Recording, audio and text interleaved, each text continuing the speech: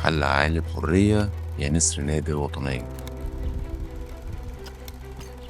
والأهم بقى من ده كله إن هو كان نادي يستهدف كل فئات وطبقات المجتمع المصري، يعني نادي من لحظة إنشائه بالمصريين وللمصريين، لأن معظم مؤسسيه وحتى رئيس النادي اللي هو عمر لطفي بيك اللي كان موضع ثقة وتقدير من الطلبة ورموز الحركة الوطنية في الفترة دي لمجهوداته ودوره الوطني. يعني نادي صاحب فكرته وطني، مؤسسين وطنيين، محل ثقة من كل المصريين، ونادي أنشئ للمصريين بقى في 24 إبريل 1907 وأول محضر لمجلس إدارة النادي الأهلي.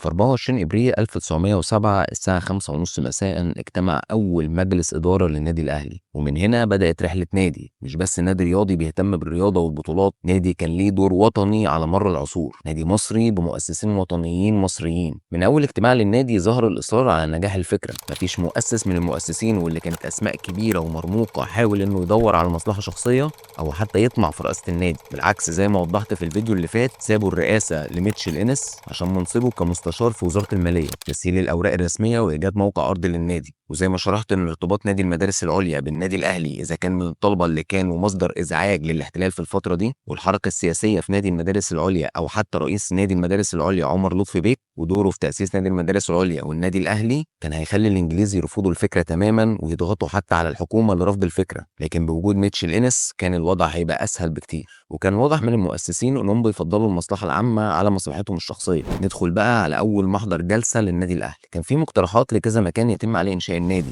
لكن تم الاتفاق بين المؤسسين على قطعة أرض في جزيرة الزمالك، وتم الاتفاق على إننا ناخد وعد من الحكومة بإن النادي ياخد الأرض بعد تجهيز ورق النادي. في نفس المحضر في جزء مهم جدا هنفهم مع بعض ليه. كانت المناقشة بين الموجودين إن النادي يطلب مساعدة مالية من ناظر المعارف، ولكن رئيس النادي ميتشل إنس اقترح إن النادي مش هيطلب أي مساعدات في الوقت الحالي، ووافقت اللجنة على قرار ميتشل إنس. وهوضح ليه النقطة دي مهمة جدا، لأن هيبقى فيها رد على كذا ادعاء. الشكل القانوني للنادي كانت نقطة مهمة جدا، وبصراحة أحب أوصفها بالذكاء والخبرة من المؤسسين. والمناقشة كانت بين هل يكون ملكية النادي للمؤسسين ولا شركة مساهمة، لكن تم الاتفاق إن الشكل القانوني للنادي هيكون كشركة مساهمة يكتتب فيها الناس بالأسهم عشان يبقى ملك للمساهمين اللي هيبقوا بعد كده هم الجمعية العمومية للنادي. وطبعا وقع الاختيار على عمر لطفي بيك صاحب الخبرة في المحاماة في الفترة دي إنه يعمل مشروع عقد النادي، وإنه يوقع على عقد إيجار أرض النادي مع الحكومة كممثل للنادي. ببساطة الشكل القانوني كشركة مساهمة حمت النادي من إنه يبقى فيه تدخلات من أجانب مثلا في قرارات النادي، لأن المساهمين هيبقوا هم الجمعية العمومية اللي متحكمة في قرارات النادي. وهنفهم ليه لما أجي أتكلم عن عقد النادي. واختيار عمر لطفي بيك كممثل للنادي في تأسيس عقد الشركة والتوقيع على أرض النادي بدلا من الرئيس ميتشل إنس برضو كان حماية لأي حيلة ممكن تحصل مستقبلا من الإنجليز، لأن طبعا ميتشل إنس إنجليزي، واحتياط من إن ميتشل إنس يغادر مصر في أي وقت من الأوقات أو أي نزاع قانوني ممكن يحصل. وبدأت عملية جمع الأموال للنادي تحت إشراف محمد بيك شريف سكرتير النادي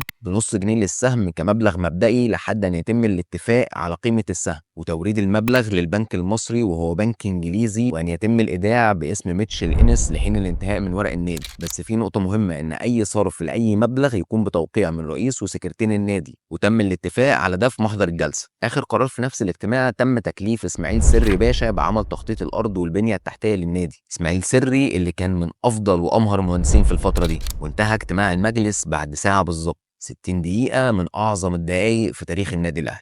توالت اجتماعات اللجنة العليا للنادي الأهلي وصدر فيها قرارات مهمة جدا كانت بداية تكوين الشكل العام للنادي. فمثلا في اجتماع 10 مايو 1907 اتعرض على اللجنة مشروع عقد النادي اللي جهزه عمر لطفي بيك، وقرروا في الاجتماع ده تغيير بعض الحاجات في المشروع، وطبعا ده عشان توصل لأفضل حاجة ممكنة. يعني القرار بالتشاور. مش بتفكركم بحاجة الجزئية دي؟ النادي الأهلي لحد الآن ماشي بنفس المنهجية، قرار الجماعي وليس الفردي. بعد الاتفاق على التعديلات عمر لطفي بيك جهز عقد الشركة وتمت الموافقة عليه يوم 26 مايو 1907. وكنت قلت في أول الفيديو إن الشكل القانوني للشركة حاجة في منتهى الذكاء، والكام نقطة اللي أنا هوضحها دلوقتي هتبين قد إيه حرص المؤسسين وعمر لطفي بيك على حماية النادي من أي تدخل أجنبي، عكس البعض ما كان بيروج ان النادي كان موجود فيه اجانب، وان من الممكن ان الاجانب عشان من ضمن الجمعيه العموميه للنادي تاخد قرارات. يبقى منين انت نادي مصري وفي تدخل اجنبي عندك؟ بس هنشرح ان الكلام ده غلط. في الماده الاولى من العقد اتحدد راس مال الشركه اللي كان 5000 جنيه متقسم على 1000 حصه، كل حصه منها 5 جنيه، وان الجمعيه العموميه ليها الحق في زياده راس المال وطريقه الدفع. الماده الثانيه بقى، ودي اهم نقطه، ان حصص كل واحد من الشركاء اسميه، وان ليس من حق صاحبها ان يتنازل عنها الا لاحد الشركاء او لاحد اعضاء النادي.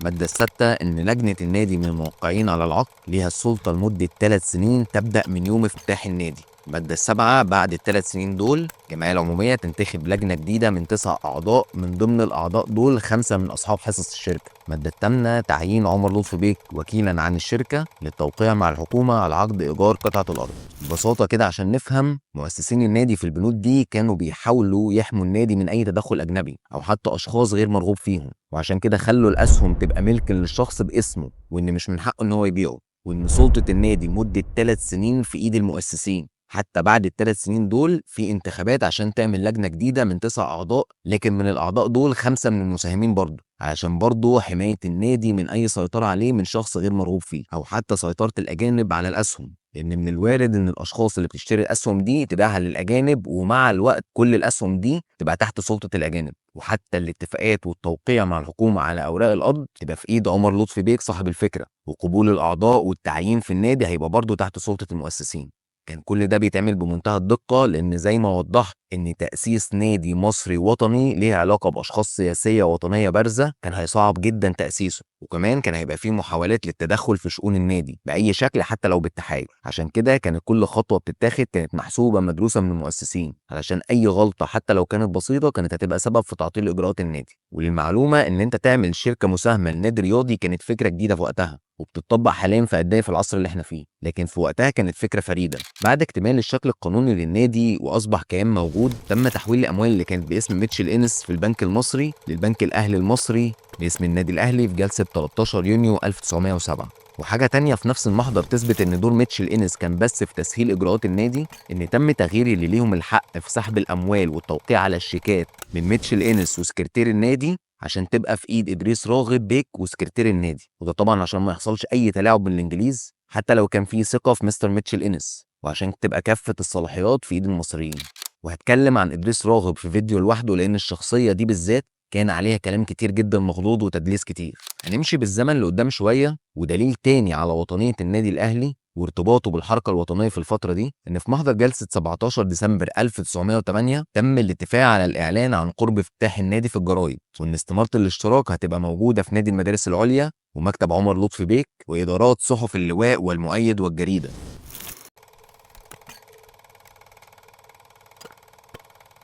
يعني حتى في اعلان افتتاح النادي وطرح استمارات الاشتراك كان نادي المدارس العليا موجود في الصوره. مش بس كده، جريده اللواء دي كانت جريده اسسها الزعيم مصطفى كامل، وجريده المؤيد كانت من الصحف المؤيده لمصطفى كامل والحركه الوطنيه، وكان مؤسسها الشيخ علي يوسف وهو واحد من المقربين للزعيم مصطفى كامل.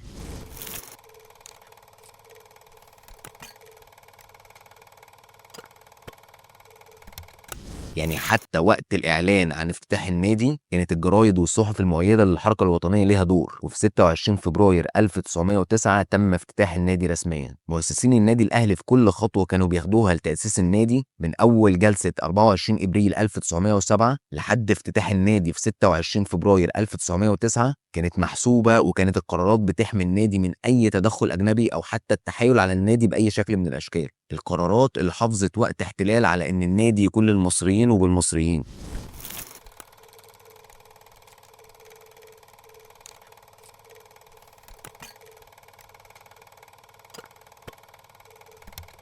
في الفترة دي كانت رئاسة النادي انتقلت لعزيز عزت باشا، وبدأ النشاط الفعلي للنادي بعد افتتاح النادي، واللي بدأ من لحظة الافتتاح الاهتمام بنشاط كرة القدم. في محضر جلسة يوم 11 مارس 1909 ذكر إن مؤسسي النادي وأعضاء اللجنة العليا حضروا مسابقة للعب كرة القدم بين طلبة مدارس الجيزة والقاهرة، وده ادى شعور للطلبة بأهمية الرياضة وإن النادي الأهلي مهتم بيهم وبأنشطتهم. وبدأت الصحف في نشر أخبار عن النادي الأهلي والأنشطة، وده زاد من شعبية الأهلي، وبدأ اسم الأهلي يتردد بين الشعب المصري. شخصية جديدة وطنية ظهرت في الصورة في محضر جلسة 11 مارس، وهو طلعت حرب، اللي قبل عضوية اللجنة الإدارية واكتفى في 10 حصص.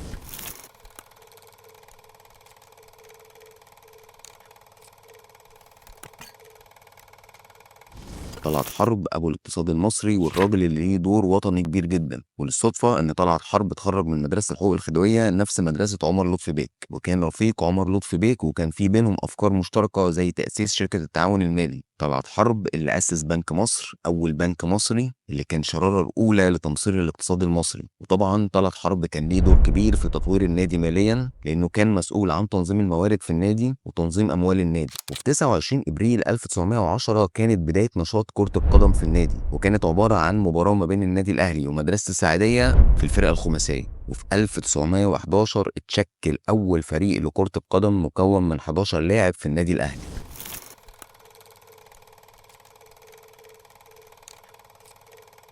وكان أول كابتن في تاريخ النادي الأهلي هو أحمد فؤاد أنور، وكان حارس مرمى الفريق، وكان شخصية قيادية في الملعب لدرجة إنه كان سكرتير الفريق مدير الكورة بمفهومنا الحالي، في نفس الوقت اللي هو لاعب في نفس الفريق. أحمد فؤاد أنور اللي كان من الكفاءات الإدارية لدرجة إنه اختير كسكرتير للنادي في نفس الوقت اللي كان كابتن لفريق كرة القدم. بعد كده أصبح عضو في اللجنة العليا، بعدها وكيل للنادي. ومعلومة مهمة هنتكلم عليها بالتفصيل بعدين، إن أحمد فؤاد أنور لعب دور مهم في تمصير الرياضة في مصر. في نفس الفريق كان موجود حسين حجازي اللاعب الموهوب جدا واللي لقب بأبو الكورة في مصر، والاسم ده افتكروه كويس لأن هتكلم عنه في حاجة تخص مبادئ وقيم النادي الأهلي في الفيديوهات الجاية. انتهت سنة 1911 بخبر محزن جدا. في يوم 4 نوفمبر توفى عمر لطفي بيك صاحب فكرة تأسيس النادي الأهلي. ومن هنا بدأت رحلة النادي الأهلي في نشاط كرة القدم اللي لحد دلوقتي مليانة ببطولات وأمجاد بنحكي عنها وبنفتخر بيها. النادي الأهلي ما كانش الهدف منه حظ البطولات، النادي الأهلي كان الهدف منه إنه يبقى نادي للمصريين، نادي الشعب، نادي الوطنية.